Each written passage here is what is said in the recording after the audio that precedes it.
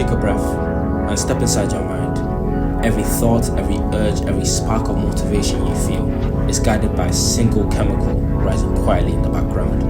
Dopamine. It is a neurotransmitter, a microscopic messenger made deep in the midbrain. Its job isn't to give you pleasure, it's to point you towards what matters. Food, connection, curiosity, safety. Dopamine is the signal that says pay attention, move towards this, do that again. It fuels learning, drives habits, shapes focus, builds motivation. When dopamine rises, the brain leads forward. When it falls, the brain pulls back. But this system is delicate, easily shaped, and just as easily hijacked. Modern stimuli from social media to substances like nicotine can trigger dopamine surges far beyond what the brain evolved for. And when those artificial spikes fade, your baseline dips lower than before. Calm feels dull, stillness feels wrong. You start seeking the next hit, not for pleasure, but for balance. This is dopamine, the silent force steering your attention, your motivation, your habits, and sometimes your life. Dopamine plays a much bigger role in smoking than most people realise. It isn't just about enjoying a cigarette. Dopamine drives wanting, seeking, and anticipation. Over time, the brain links certain cues to smoking: the flick of a lighter, the smell of smoke, the shape of a cigarette. These cues become predictors of the reward, eventually triggering dopamine on their own. When dopamine rises, it sharpens those cues and dulls everything else. They feel brighter, more important, and harder to ignore. This is why cravings hit so hard. Your brain isn't reacting to the cigarette itself, but to the expectation of it. The cues pull you in, dopamine narrows your focus, and the cycle repeats.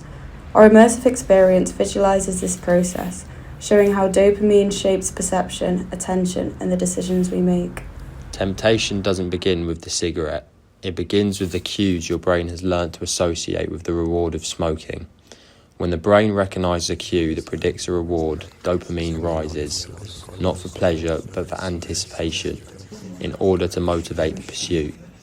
As dopamine builds, perception begins to shift. The irrelevant fades, the meaningful sharpens. This is where our experience begins. When you're far from the cigarette, the room still feels rational, grounded. The audio murmurs thoughts of restraint. Don't feed your cravings, don't smoke it. The visuals remain loose, unfocused, the crowd intact, the environment stable. But as you step closer to the sensor, dopamine's influence takes hold. Cues linked to smoking begin to cut through the noise. Faces blur, bodies distort, smoke becomes thicker, richer, lingering in the air. Cigarettes in the projections begin to glow with impossible clarity. The audio shifts. Fancy a cigarette? Golden Virginia. You got a fag going back. Fancy a cigarette? Each step forward strengthens the pull. The sound grows warmer, closer, more intimate. Whispers become encouragements. Encouragement becomes craving. By the time you reach the cigarette, the outside world is gone, replaced by a tunnel of amplified cues, all engineered by dopamine to feel urgent, relevant, and irresistible. Once the subject reaches the sensor and picks up the cigarette, dopamine surges.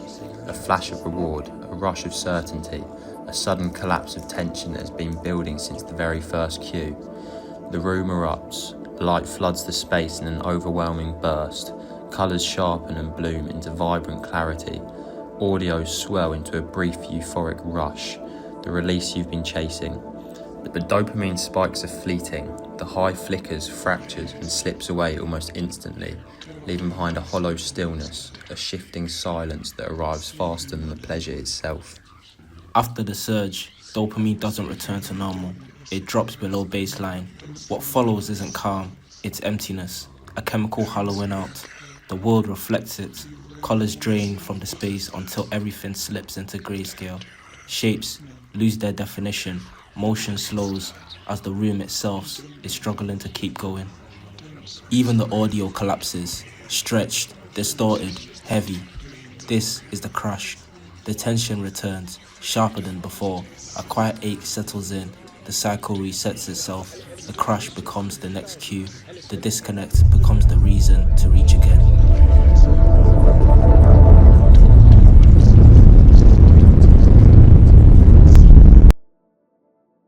virtual space is created in Unreal Engine to give the team visual representation on how it will look before production.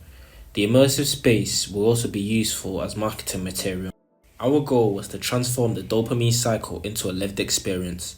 Instead of explaining dopamine, the environment allows the user to feel it in stages: temptation, spike, and crash, through responsive visuals, sound, and interaction, by placing the user inside the system that reacts to their desire and attention. As the experience progresses, the space shifts from temptation to rewarding to hollow, revealing the insustainability of dopamine-driven pleasures. The purpose of this space is to make an invisible process visible, leaving the user aware of the cycle and their relationship to it.